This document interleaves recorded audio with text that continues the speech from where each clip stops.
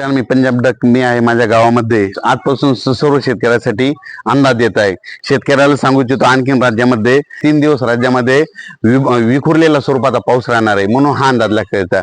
पण राज्यात एकंदरीत परिस्थिती बघितली तर राज्यामध्ये नाशिक जिल्हा, त्याच्यानंतर नाशिक, धुळे, नंदुरबार, त्याच्यानंतर मुंबई नगर जिल्हा, शिर्डी, कोपरगाव, अंदरसूर, राहुरी, त्याच्यानंतर गंगापूर या भागामध्ये ह्या 3 दिवसामध्ये मात्र तिकडे आणखीन 26, 27, 28च्या दरम्यान मुसळधार पाऊस पडणार आहे.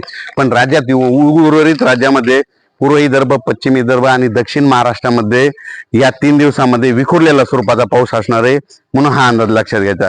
पण राज्यात एकंदरीत परिस्थिती बघायची झाली तर राज्यामध्ये आता 3 दिवस चांगला पाऊस राहणार आहे. त्याच्यानंतर सर्व शेतकऱ्याचं सोयाबीन काढणीस आलेलं आहे. सर्व शेतकऱ्याला सांगू इच्छितो की राज्यामध्ये आता तुम्ही काय करा, 29 तारखेपासून पावसाचा जोर ओसरणार आहे म्हणून हा अंदाज लक्षात घ्या. 29 तारखेपासून राज्यातला पूर्व विदर्भ, त्याच्यानंतर पश्चिम विदर्भ, मराठवाड्यातला बऱ्याच ठिकाणचा पावसाचा जोर ओसरणार आहे. त्याच्यामुळे त्या सोयाबीन शेतकऱ्यासाठी आनंदाची बातमी, कारण की पावसाचा जोर ओसरल्याच्या नंतर तुम्ही तुमचं सोयाबीन काढा, 1 दिवस ऊन द्या, लगेच त्याचे वळे लावून घ्या. कारण की काय होतं, एवढा मोठा पाऊस पडल्याच्या नंतर काय होतं, राज्यामध्ये स्थानिक वातावरण तयार होऊन त्या ठिकाणी पाऊस येत असतो म्हणून आपण आपलंच वळे झाकून ठेवलेलं बरं म्हणून हे अंदाज लक्षात येतात. आता परत एक सांगतो, राज्यामध्ये आता मान्सून निघून जाणार आहे, पाऊस निघून जाणार आहे. हे बरेच तुम्हाला काय होतं की बरेच तज्ञ सांगतात.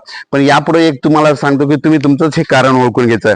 काय करायचं तुम्हाला सांगतो, 5 ऑक्टोबर पासून ते 20 ऑक्टोबर दरम्यान राज्यामध्ये काय होतं, धुळी येते बघा. आणि धुळी आल्याच्या नंतर आपल्या पिकावर जाळे येतात. सोयाबीन असेल, सोयाबीनवर जाळे, सगळीकडे शेतात गेल्याच्या नंतर जाळे दिसू लागतात. त्याला सोप्या भाषेत म्हणतात की जाळे धुळी. ज्या ज्या दिवशी जाळे धुळी येते त्या दिवशीपासून निसर्ग तुम्हाला संकेत सांगतो की निसर्ग म्हणतो की शेतकऱ्यांनो आता पाऊस 12 दिवसांना निघून जाणार. हे अंदाज तुम्हाला निसर्ग त्या जाळे धुळीतून देतो. म्हणून तुम्हाला बघायचं झालं तर बघा, तुम्ही आता 3 ऑक्टोबरच्या नंतर बऱ्याच ठिकाणी काय होईल, जाळे धुळी येणार आहे म्हणून हा अंदाज लक्षात येतात. आणि जाळे धुळी आल्याच्या नंतर काय होतं की कंप्लीट 12 दिवसाला तिथून मान्सून निघून जातो म्हणून हे देखील लक्षात येतं.